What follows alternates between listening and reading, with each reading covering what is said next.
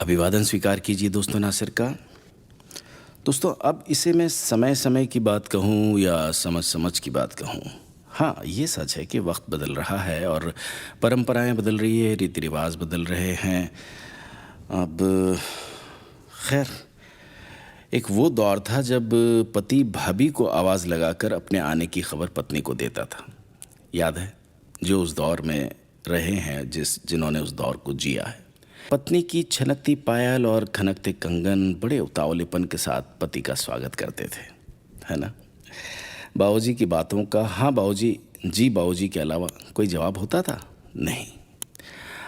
आज बेटा बाप से बड़ा हो गया, रिश्तों का केवल नाम रह गया। ये समय समय की नहीं, समझ समझ की बात है।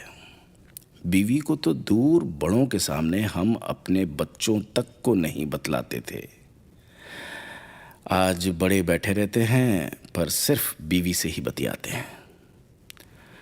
दादू के कंधे मानो पोतों पोतियों के लिए आरक्षित यानी रिजर्व्ड होते थे।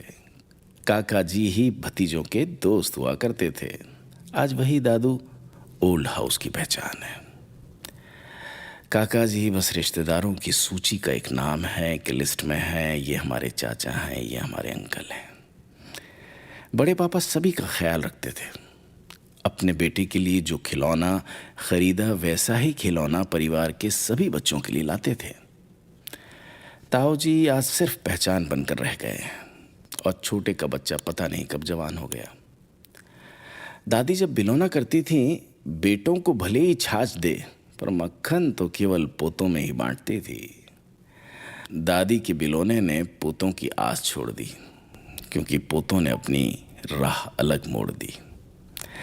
राखी पर बुआ जी आते थे, घर में नहीं मोहल्ले में फूफा जी को चाय नाश्ते पर बुलाते थे।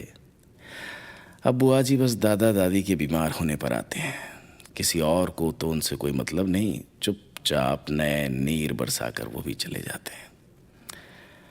हो सकता है कि मेरे शब्दों का कोई महत्व ना हो, उसकी कोई अहमियत ना हो, पर कोशिश करना दोस्तों कि इस भीड़ में खुद को पहचानने की कि हम जिंदा हैं या बस जी रहे हैं। ये समय समय की नहीं, समझ समझ की बात है। अंग्रेजी ने अपना स्वांग रच दिया है। शिक्षा के चक्कर में हमने संस्कारों को ही भुला दिया है। बालक की प्रथम पाठशाला परिवार और पहला शिक्षक उसकी माँ होती थी। आज परिवार ही नहीं रहे तो पहले शिक्षक का क्या काम। ये समय समय की नहीं, समझ समझ की बात है।